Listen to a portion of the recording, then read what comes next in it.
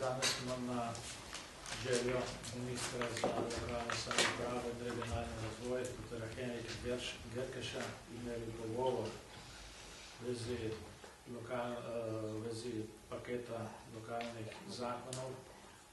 Tu moram najprej povedati, da je ministrstvo nam dostavilo samo 3 variante predvidene rešitve pokrajinizacije Slovenije, to se pravi varianto s 3, 6 in 8 pokrajinami. Moram reči, da smo predlagali, da za naslednji sestanek ministrstvo pripravi kompletno zakonodajo z tega področja. Predvsem zato, ker smo tudi mi sami, potem ko vlada ni pripravila svojih zakonov, vložili komplet. In tudi takrat, ko smo ta komplet zakonodajo predstavili, smo dejali, da želimo na osnovi tega pogovora in pogovorov nekako zbližati naše predloge z vladnimi predlogi. Če vladnih predlogov ni, potem je težko opraviti razgovor o prenosu nalog, o financiranju, o volitvah. Mislim pa, da samo razpravljate o tem, da bi se odločali, ali bo 3 ali 6, ali bo to 8 ali 13+1 pokrajin, pa če nimamo teh kompletov, ne gre. Zato smo tudi predlagali, da ministrstvo pripravi komplet, da tudi ministrstvo pripravi nek načrt,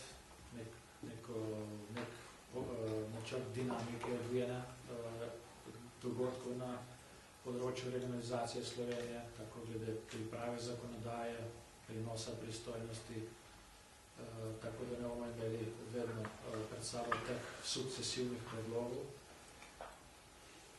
Tudi moram reči, da bi radi zelo nedvoumno stališče tudi predsednika vlade, kajti tako v pogovoru z našim predsednikom, gospodom Janšo, kot tudi v današnjih zapisih, v nekaterih medijih je tako razvidno, da vlada, predsednik vlade za projektom pokrajinizacije ne stoji več čvrsto oziroma ni to več nobena prioriteta te koalicije, čeprav so si za mesece februar, marec dali to tudi v normativni načrt vlade. In pa seveda, mi smo, glede na to, da smo predlagali celoten komplet, pripravljeni sodelovati pri teh pogovorih, nadaljevanju teh pogovorov, ne ustrajamo na 13+1 pokrajin, vendar želimo pa le, da je to končno število pokrajin tisto, ki bo blizu našemu predlogu. Mi smo zato, da je to samo političen projekt, to se pravi stvar vlade in državnega zbora, ampak želimo, da je ta pokrajinska ureditev v največji možni meri uskladna tudi s tistimi, ki je dejansko namenjena. To pa je lokalni samoupravi. Gre za drugo stopnjo lokalne samouprave in tako po obliki, po vsebini, po virih financiranja in financiranja potrebno ta paket pač uskladiti v največji možni meri prav s tistimi, ki ga bodo uporabljali. To pa so lokalni interesi.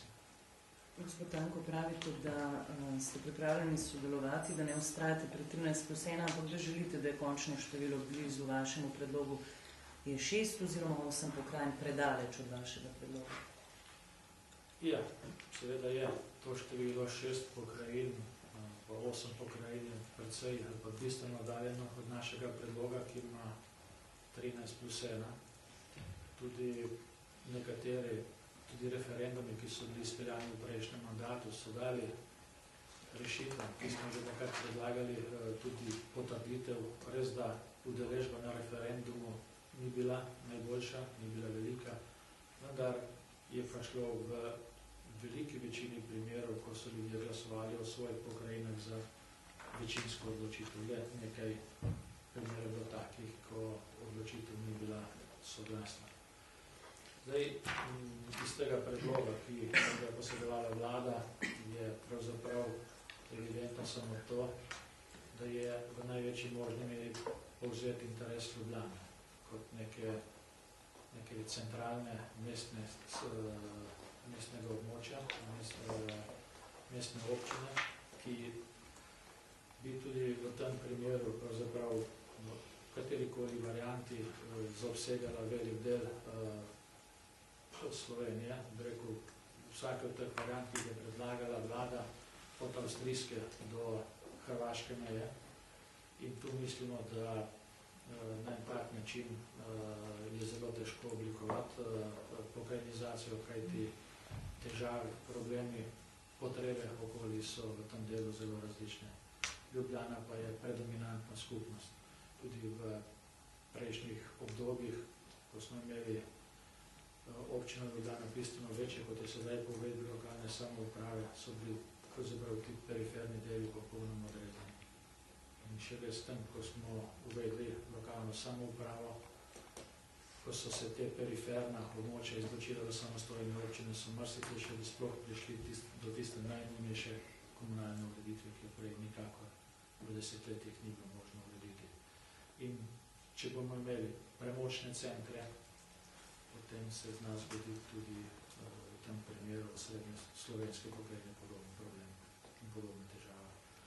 Zdaj vlada, kako smo tu na pogovoru uspeli nekako razumeti ministra, bi to rešvala z nekimi subregijami in pa s posebnimi volilnimi pravili znotraj tako velike regije in subregije, vendar to kaže že na to, da se v celoti zaveda problema pokrajinizacije in morda je po našem mnenju boljše, da pokrajinski sistem uredimo tako, kot je bliže našemu predlogu kot vladnemu in to ne rešujemo potem z nekimi dodatki ali pa z nekimi posebnimi rešitvami v tistem volilnem delu, ki ne bi tistim eksternim okoljem dali neko posebno težo.